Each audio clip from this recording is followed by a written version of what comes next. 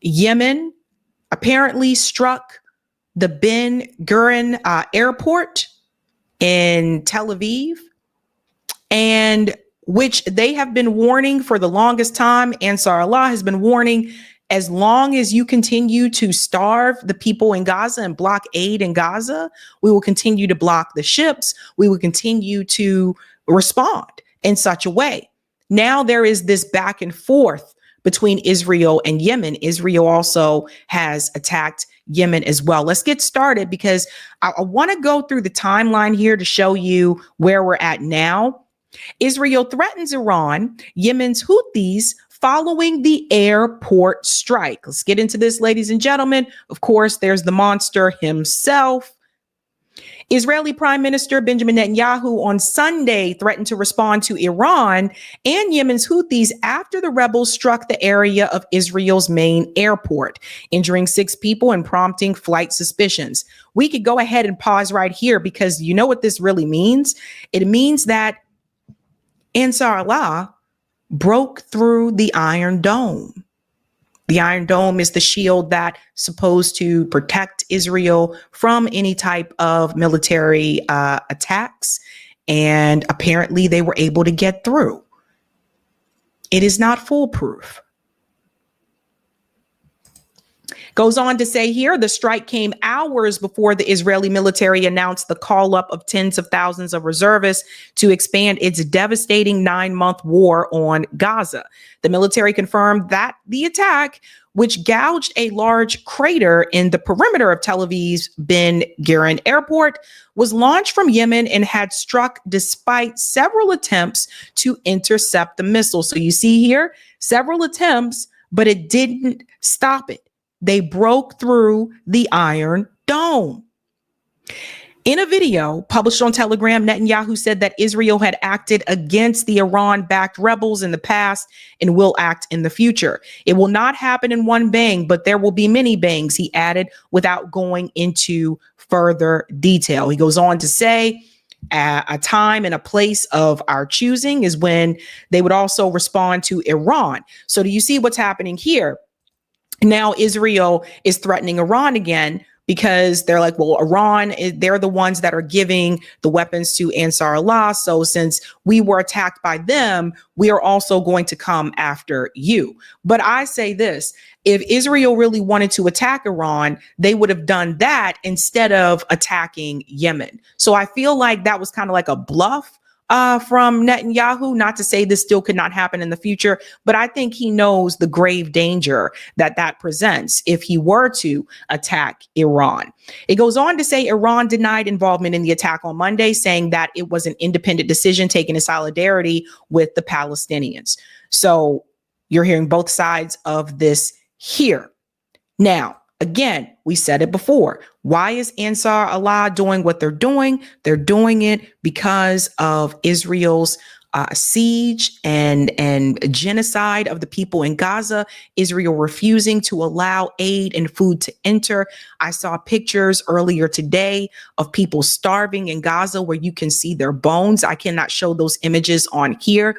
And what I want people to really understand is that what Israel is trying to do here, this is not just about Gaza. This is not just about the West Bank. It's not just about the Palestinian people. The key goal, I believe, is also parts of Africa. Netanyahu said so himself. Netanyahu said that we will then go on to liberate the people of Africa. Well, I think we all know what that word liberate means when you're thinking about a corrupt genocidal power like Israel. That's the ultimate goal. Do people really understand what this is? This is not just about Gaza. They want all of it, including Africa. So now Netanyahu is deciding to punish Palestinians in Gaza more. This is another thing that Israel does. Anytime there seems to be criticism or there was a ruling from the ICJ, anytime these things happen, what do? They inflict more pain and suffering on the people in Gaza. Now, after that attack from Yemen, they are doing that again, now saying they are going to take all of it. Let's go ahead and get into this clip here. Breaking overnight, Israel's security cabinet has approved plans to expand military operations in Gaza and possibly resume humanitarian aid. You will remember that Israel stopped allowing aid into Gaza in March after the first phase of a ceasefire and hostage release deal concluded.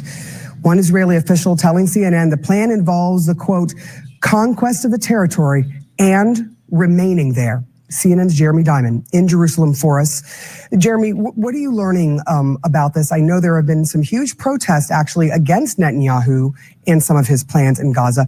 What are you learning about these new comments that have come out? Well, the Israeli cabinet has indeed now voted to expand Israeli military operations in Gaza. They are going to do so gradually, but the end game here for Israel is going to be something unlike what we have seen in previous Israeli ground operations inside the Gaza Strip. And that's... Pause here for just a second. So what they now want to do is what they've always wanted. They want to come in and take all of it and expel the Palestinian people. Now, obviously, first of all, it is wrong to expel people from their own land. But Israel has done this before. That's how a lot of the people in Gaza were refugees. So I don't know why people would be surprised that they would try to do this again. But the reality is they're trying to do this on two different fronts, by war, by bombing them, killing them. If that isn't enough, they will starve them. That's why they're not letting food enter. Okay, if people don't die from bombs, then they die from starvation. And whoever seems to survive all of this, they will tell them they have to forcefully leave. They have to forcefully leave. And in a country like the United States, where we have gone through similar history, there was something called the Trail of Tears in this country. Let's not forget what happened to the indigenous people, how they were forced out and some killed along the way. You would think that the U.S. would not want to support something like this. But the politicians are bought, the politicians are paid for. They all belong to the lobby groups. I was just in D.C. and I have to tell you guys, every time I go back to D.C., it is a constant reminder that there are a lot of people who are really in this bubble, this D.C. bubble, and they see nothing outside of that. I give props to independent media in DC that are not willing to play this game with electoral politics where they feel like they got to go with the status quo. I give props to people like that. I give props to people like Garland Nixon and Bree and Tim Black and all of them who are in that area. And they're not willing to play that game, because I'm going to tell you something. There are a number of people in DC that can't get jobs unless they're willing to play that game. Even in organizing spaces, you'd be surprised how many of the organizing spaces are also, they're like held and captured by political parties, even though the organization has nothing to do with politics. It could have something to do with like mutual aid or helping the people. But it's like the Democratic Party and the Republican, they're so captured by the parties. Where I live, it's not like that. Yes, Massachusetts is a blue state, but there's red pockets here too. Don't let that fool you. But the president doesn't live here. Congress isn't here. It's very different feeling when you go into DC and you see it, just how easy it is for people to get captured. Even though in their heart of hearts, they know it's wrong. They believe something different. But it's like if they don't want to play that game, then they won't even be able to get a gig. And I don't mean just a gig in politics. I mean, even in some of the organizing spaces, someone like me would not be able to do so. Would not be able to do so. Someone mentioned Max Blumenthal. Max Blumenthal probably faces a lot of heat living in that area. So that's important for people to know. I just want to make sure. Let's go through this part here. Here we go. Let's go ahead and bring this back in. Very, very much captured. Plan for military operations in Gaza will involve the, quote, conquest of territory and remaining there. So whereas in the past, the Israeli military has gone into certain areas, carried out... We have to fast forward a little bit here. Sorry, sometimes they show certain things we just can't show, so I don't want to.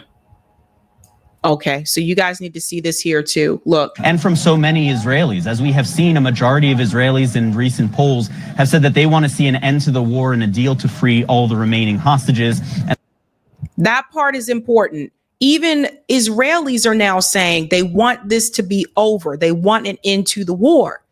But there's a difference between an end to the war and taking over the land and expelling the people.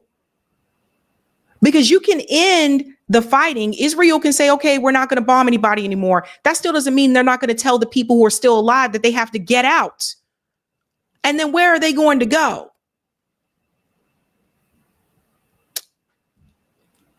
When people say, and shout out to Case Study QB for this, when people say, you know, people shouldn't come here, they need to fight in their country, right? Okay. So that was something that Hamas was trying to do. That's what Ibrahim is trying to do. People in Gaza, they don't want to leave their home. That's why there was resistance. That's why people stood up. They didn't want to be pushed out. They didn't want to leave. And it's crazy that all the time that this fighting has been happening, that Israel has been slaughtering these people, they still never captured Hamas. Like, what? It's so obvious what is happening. I am now starting to see people on social media who are Zionists, who are now coming forward and saying that they can no longer deny that what Israel is doing is not a genocide. How else do you explain not allowing food to come in for over 60 days? You're starving the people. It's so freaking obvious. And that's why that's why Ansar Allah stood up the way that they did. That's why they said, no, we're blocking your ships. That's why they did what they did. So Israel decided to respond. Their response is that they first warned the residents. They say they warned them. I always give that pause, that they needed to evacuate. Listen to this. Breaking news to bring you now. This is from the Reuters news agency saying that the Israeli military has warned residents near Sana'a airport to leave the area. That, of course, is the Yemeni capital. It follows a strike on Yemen's port city of Hodeidah. This follows Yemen taking responsibility for a Houthi missile strike that landed near Ben Gurion airport, near one of the terminal buildings in Israel. The Houthis said it was a hypersonic missile that had been fired in support of Palestinians. It caused some disruption, actually, and some panic in Tel Aviv, near Ben Gurion airport. Well, following that, the Prime Minister, Benjamin Netanyahu, vowed to retaliate against the Houthis and also what he called were their Iranian masters after that missile strike close to Ben Gurion. Well, we've seen yesterday the port city of Hodeidah struck in response, and this breaking development this hour, hearing that the Israeli military has warned residents near Sana'a airport to leave the area. So they warned them to leave the area, and then Israel went on to strike Yemen. Let's go ahead and bring in this clip here. We are tackling some breaking news on this Tuesday. Israel's military saying that it launched airstrikes against Iranian-backed Houthi rebels in Yemen and fully disabling the country's international airport in the capital. It also said several power plants were struck in the area. Footage aired on Israeli television showed thick black plumes of smoke rising above the skyline of the capital there. Social media videos also showing multiple strikes with black smoke rising as the blasts echoed against the surrounding mountains. The strikes were the second time in 2 days that Israel attacked the rebels in Yemen. It's in retaliation for a missile strike on Israel's airport on Sunday. Now, this is a developing story of previously the Associated Press, and we have also been covering the fact that Iranian-backed Houthi rebels said also that Israeli strikes had hit the capital shortly after Israel's military issued a warning for people to evacuate the area of Yemen's international airport. I wonder how long that how long the time was between the warning and the strike, right? There was no immediate information on any casualties. The Houthis satellite news channel said the strikes had hit Sana'a International Airport.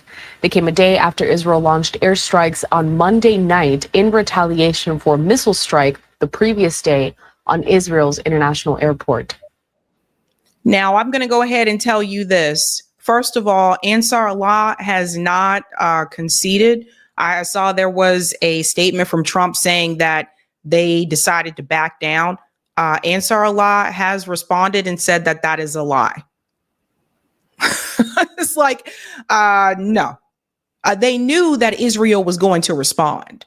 They didn't hit or attack Ben Gurion Airport because they felt as though Israel was not going to do anything in response. They knew that Israel was going to respond. And there's something else I want to show you guys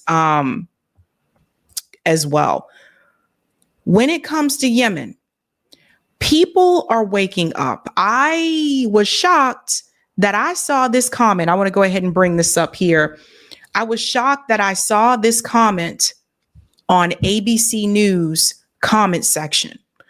Literally blown away. And I'm honestly surprised they didn't turn the comments off, because it's one of the comments, but there were many, many more that I think people need to see. And here it is here. I'm going to go ahead. I took a screenshot of it just in case they turn their comments off. So when ABC News reported this story, I said, look at the comment on ABC News report about Yemen striking Israel. People are waking up. Check this out, guys. Scroll down to the comment section. Look what this person says. They said, Yemen has a right to defend itself. Long live Yemen. That's just one of the comments. There are many more similar to that. On ABC News YouTube video. So really shocked the comments weren't turned off. People are waking up. People are not falling for, as people would put it, the banana in the tailpipe. People aren't falling for this. And people are sitting back and they're starting to see, no. First, you tried to tell us it was Hamas. They were the problem. Then you tried to tell us Hezbollah was the problem. Now you're trying to tell us that Yemen is the problem. Ansar Allah is the problem. However, along the way, there is one common denominator, and that's Israel. But you tell me they're not the problem. People are connecting the dots. They're putting two and two together. And it makes me very happy that a lot of people are not willing to fall for the okie doke. Listen, I remember the Iraq War. Many of you do too as well. And a lot of us bought it. A lot of us bought the lie that we were told. And I think, after that, people started to wake up and say, wait a minute, I think we need to start questioning what the government is telling us. And I'm here for it, man. I'm here for it. But Ansar Allah, they're not just gonna go into the shadows just like that. They didn't strike Israel and expect nothing in return. They've been waiting for this. They've been ready. They've been ready. Okay? They're sitting back and they're like, we ready. And I don't think that Israel can handle it. And that's part of the reason why they really want to get the U.S. to push a war with Iran. They can't beat Iran and Ansar Allah by themselves. They would need us, possibly maybe the UK, but the UK is basically like, I don't know, a stepbrother of the United States. So think about that. We will continue to watch this story very closely because there's likely to be more back and forth. While I was on vacation, I also saw that there was another ship that was attacked that was delivering aid. Now, luckily, no one lost their life. But it's very clear what Israel's trying to do. And I don't think this makes anybody safe. Like Israel's actions, in my opinion, and the length that our government is willing to go to protect Israel right now, that's not making anybody safe. When people say, right now, Jewish people may not feel safe because of the pro-Palestinian protests, which, by the way, I never bought that. I thought that was BS. I say Israel's actions don't make anybody safe. You basically have the final stage of colonialism. That's what Israel is. This is why I'm trying to tell you the end game is not just Gaza. It's not just the West Bank. I believe the end game is part of Africa. He told you he wanted to liberate the people. They want to continue to spread. It'll never be enough. Does everybody understand? It'll never be enough land. It's like a billionaire just saying one day, I don't want to make any more money. It's never enough. They want all of it. And that should concern everyone. Hey guys, this was a Sabby clip. If you like what you saw, hit that like button and subscribe.